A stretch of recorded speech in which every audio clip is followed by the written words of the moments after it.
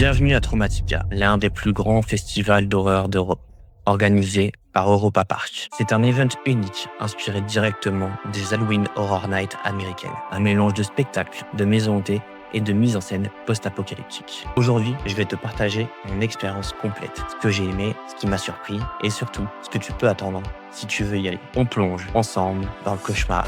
On va un petit peu recontextualiser la chose avant de commencer. Depuis plus jeune, je baigne dans l'univers horreur, métal et paranormal. Merci à TF1 pour les 30 histoires les plus mystérieuses. On peut aussi remercier certains youtubeurs comme le Grand JD d'avoir fait ce que je suis aujourd'hui, c'est-à-dire un mec qui kiffe les bruits de tronçonneuse.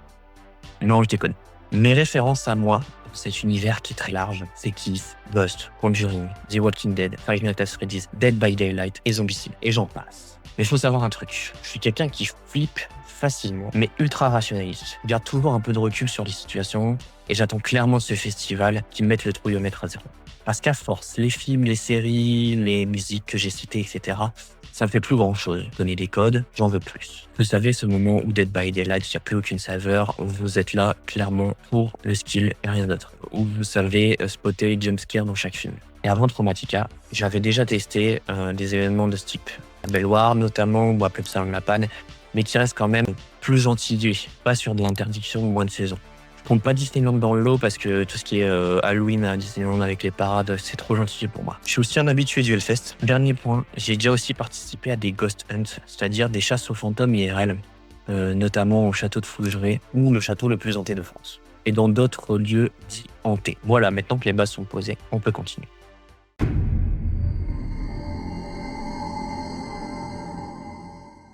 Traumatica, Festival of Fear, c'est un événement d'horreur immersif qui se tient tous les ans à Europa Park, à Rust en Allemagne. Il faut savoir qu'Europa Park, pour ceux qui ne connaissent pas, c'est l'un des plus gros parcs d'attractions d'Europe. Il est souvent cité aux côtés d'Astérix ou de Disneyland Paris ou encore Fantasyland. Hello, how are you?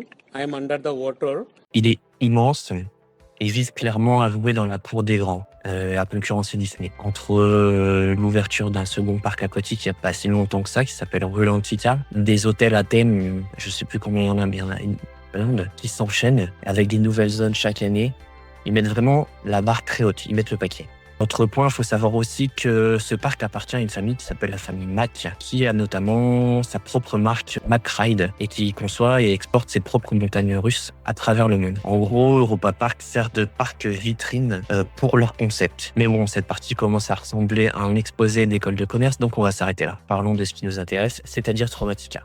Le concept de Traumatica, transformer une zone du parc en une zone de cauchemar où les monstres, les créatures, les décors, les effets, l'ambiance, tout se mêle et amène ça vers un truc extrêmement immersif. Historiquement, Traumatica s'inspire fortement des Horror Nights américaines qu'on trouve dans les parcs Universal. L'idée est d'y mêler une maison hantée, spectacle, acteurs en mouvement avec un univers narratif très fort. Là-bas, on peut y voir des tas de franchises éprouvées dans des maisons hantées. On a eu FNAF, on a eu The Walking Dead, des tas de films d'horreur. À savoir un délire qui est important aussi à Traumatica, c'est qu'ils n'ont pas de licence. Du moins, pas les mêmes licences. Donc, ils sont obligés, à chaque édition, d'inventer leur propre lore. Vous savez, cette trame narrative. Ce qui construit un récit. Et ben, c'est malade, avec rien du tout. Ils ont réussi à faire quelque chose. C'est-à-dire que chaque année, tu as de nouveaux thèmes, certes, dans certaines maisons, mais tu as aussi une évolution de certaines maisons. C'est-à-dire que tu vas retrouver la même maison, mais qui a évolué avec une nouvelle histoire, où le mec s'est barré, ou a fait ci, ou a fait ça, et ça va décliner, et ça va découler tous les ans. C'est-à-dire de nouveaux thèmes chaque année, mais aussi des scénarios qui évoluent d'année en année, une suite à l'histoire de l'année dernière. Pas mal. Pour 2025, il faut savoir que l'événement il se déroule du 24 septembre au 8 novembre. Et un nombre de places qui est très très limité pour cet événement. C'est un festival qui a été créé déjà depuis 2017 et qui est devenu une véritable institution dans son domaine en Europe, un peu comme le Hellfest pour le métal, Tomorrowland pour l'électro, ou la Japan Expo pour la culture japonaise et manga.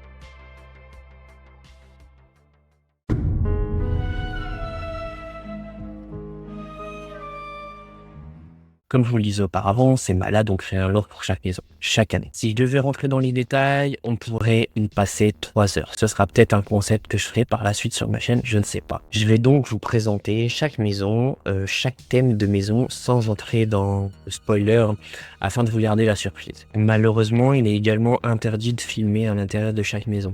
Ce qui fait que pour illustrer mes propos, je ferai un peu avec une slipbar, un peu comme je peux. Et toc, remonte ton slibard, l'otard. On commencera d'abord avec celle que j'ai pas eu le temps de faire, puis avec celle que j'ai eu le temps de faire en aimant le moins, puis en aimant le plus. Voilà, tout simplement. On va remonter. Allez, soyons fous, on notera chaque expérience, avec le niveau de flippance ou encore le niveau d'immersivité. Studio 13, Callback. Alors là, on est plutôt sur une maison univers film, méta-horreur, plateau piégé. Clairement pas faite, le résumé ne me donnait pas envie. Murderdome, Death Race. Maison hantée sur le thème d'une arène, chaos motorisé, sensation forte. Alors clairement, on était en groupe avec les potes, il a fallu faire des choix. Mais les acteurs peuvent te toucher dans celle-ci, et faute de temps, pas l'envie de se faire toucher. Bref, la thématique était plutôt intéressante, mais j'avais clairement pas envie de me plonger dans un univers Mad Max ce soir-là. Unknown, Exodus, thème alien, science-fiction et fuite. J'y suis allé et je m'attendais peut-être à trop. J'étais hyper hypé par le concept, mais au final, c'était bien, mais sans plus. Ce que je veux dire par là, c'est que j'ai pas trouvé les costumes très réussis ou esthétiques. Certains décors m'ont vraiment marqué, mais il y a des parties où ça flottait, où je me rappellerai pas. Et puis le côté fuite, en fait, ça te met une pression constante.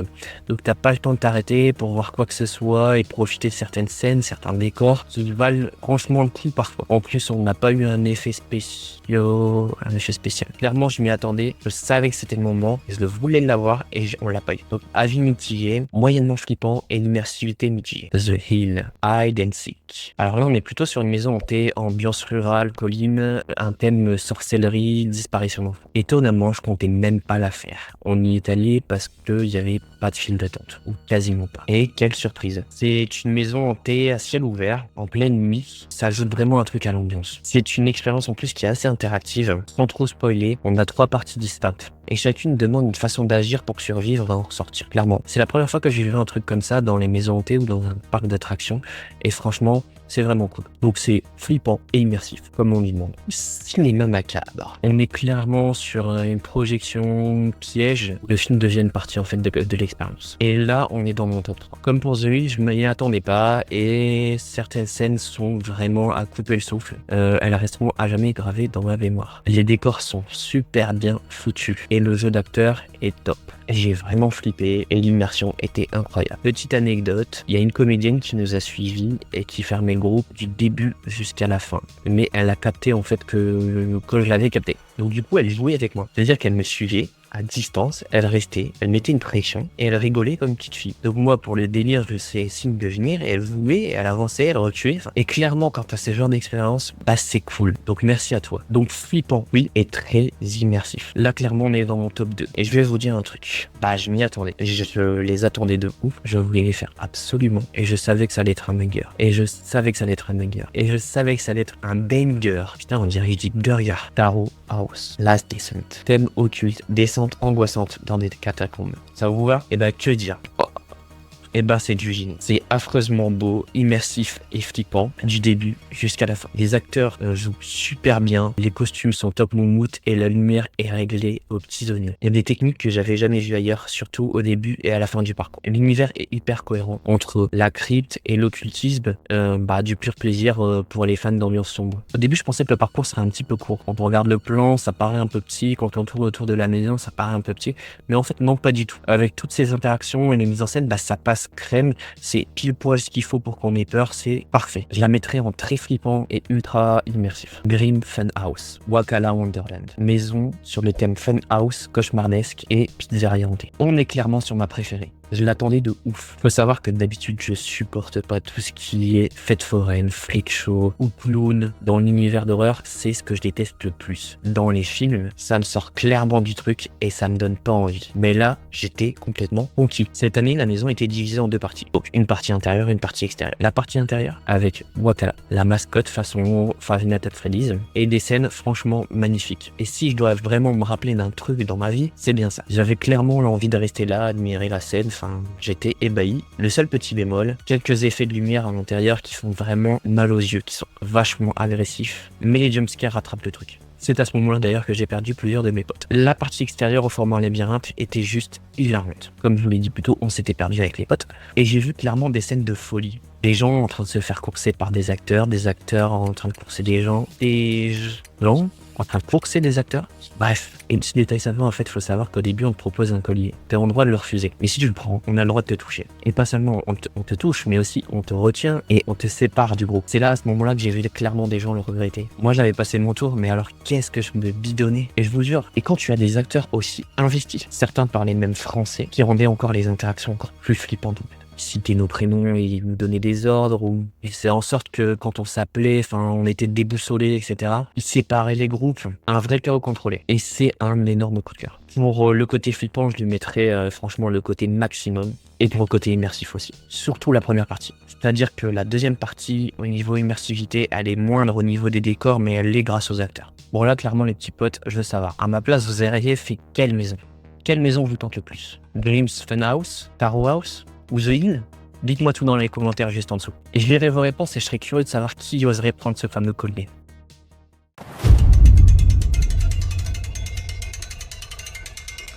La moitié des gens sont déjà barrés, je pense. Côté activité, il y avait clairement pas mal de trucs à faire. D'abord, t'as la Scare Zone, Routers Road, un couloir où les acteurs viennent te déranger, t'embêter, te surprendre, t'interpeller. Et malheureusement, j'ai pas eu le temps de le faire. Ensuite, tu as Taken, l'expérience d'enlèvement. Donc, t'attends un arrêt de bus et on vient te kidnapper. Une option qui, je crois, est payante et qui est pas mon délire. Elle passe aussi. The Forbidden. C'est une boîte de nuit qui est clairement installée dans la file d'attente de Voltron, si je dis pas de bêtises. Le souci, c'est que ça ouvre à 23h. Comment vous dire que Traumatica ferme à 23h30, donc pas le temps. Et après une journée entière à Traumatica.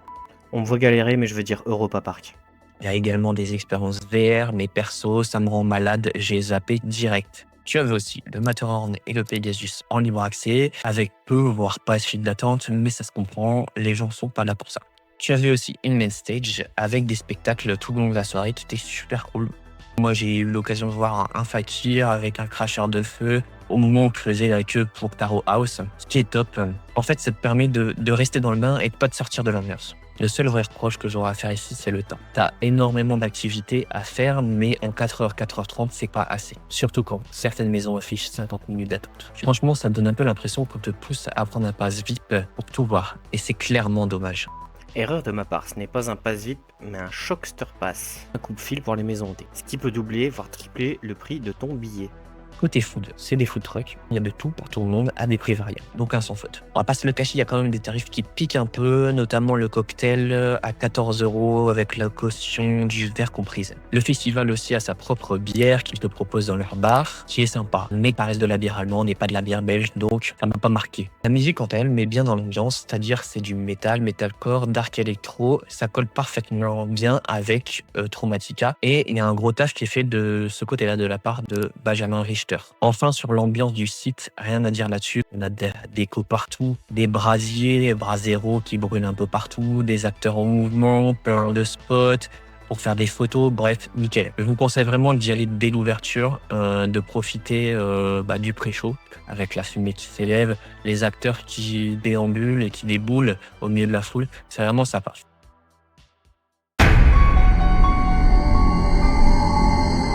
Salut, c'est Franck Leboeuf. C'est le moment où je vais râler un peu. Qu'on se le dise, Europa Park n'a jamais été très fort sur le merchandising. Tu vois du Pokémon ou autre dans les boutiques, moi ça me révulse. C'est pas faute d'y avoir postulé et d'avoir proposé mes services, vu ce que j'ai comme expérience et comme diplôme universitaire. Mais bon, c'est pas grave. Passons. Et pour une fois, on a une certaine partie du merch qui est stylée, faut le dire. Mais on nous assassine sur les prix. Une veste zippée Traumatica à 60 €, une veste en jean à 150 €, une veste en cuir à plus de 200 balles. Sérieusement les gars, qu'est-ce que vous faites? C'est pas ici que je vais acheter une veste en cuir. Déjà, je vais vous le dire, une veste zippée 60 balles. Sur les articles les plus abordables, on trouve quand même des patchs à 5 €, ça passe. Des t-shirts entre 20 et 30 € qui sont clairement pas ouf, à part peut-être celui avec le clone. Peluche à 20 €, des casquettes visière plate à 25 €. Les gars, c'est plus possible, c'est plus à la mode depuis plus de 10 ans. Et à un moment donné, faut arrêter. Ou alors t'en fais une plate et une comme ça, une baseball. C'est pas une équipe de baseball. Il faut les deux formats, je sais pas, c'est pas normal en fait. Putain, mais plus personne fait ça. Des chaussettes à 10 €, ok, c'est pas cher.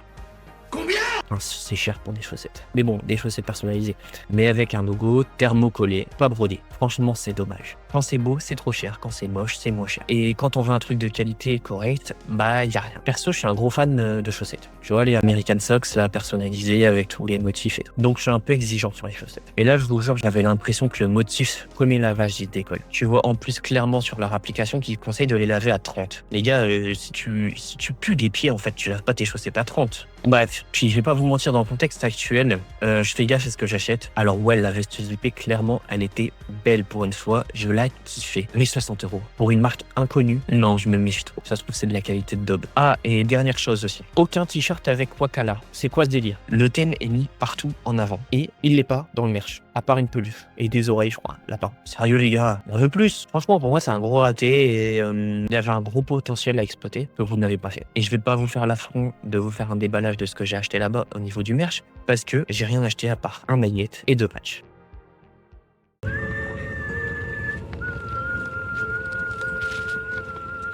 C'est l'heure de la conclusion et du bilan. Oh, oh, ça me tourne, putain, merde. Clairement, l'événement qu'il faut faire au moins une fois dans sa vie. Si tu ne l'as jamais fait, fais-le. Si tu veux y aller tous les ans, vas-y, sans restriction. Ça vaut le coup, du moins dans son état. Tout est millimétré, déco, acteurs, éclairage, service, tout est top. C'est le compromis parfait avant de se lancer dans les Horror Nights américaines d'Universal, aux États-Unis. En plus, c'est un événement qui est ultra accessible, c'est-à-dire qu'on est à peu près à 45 minutes de Strasbourg en bus et encore moins de temps si tu prends l'autobahn et ta propre bagnole. Bref, lors d'un week-end à Strasbourg, tu peux faire un petit décrochage sur Traumatica pour la soirée. Et je vous jure, c'est un peu comme l'Hellfest, c'est une expérience qui va rester à jamais gravée en toi. Et c'est un peu la même ambiance, c'est le même public qui est un peu chill, etc. Et en plus, t'es à l'heure allemande, donc tout est timé, tout est bien. Je comprends clairement pourquoi l'event a été récompensé comme Best European Event par Square Awards. Désolé. Le niveau est dingue et ça donne envie de y retourner, mais j'ai un peu peur aussi de ne plus savourer les autres events dans les autres parcs. Mais on est clairement un cran au-dessus. Mais j'ai envie d'avoir des files d'attente moins longues et des plages horaires plus longues. Ce que je retiens le plus, Taro House et Wakala. Il y a eu un taf de monstre qui a été fait sur ces maisons. Les décors de folie, les acteurs au top, le maquillage, les jeux de lumière, c'était juste incroyable. Merci à Europa Park et à toute l'équipe de Traumatica d'avoir amené un tel event en Europe. Ça fait vraiment plaisir. Ok les petits potes, il est temps pour moi de vous dire au revoir. Et si t'as kiffé la vidéo, n'hésite pas à liker, commenter et partager avec tes potes. N'hésite pas à t'abonner et à activer la cloche. Ciao ciao. C'est ça?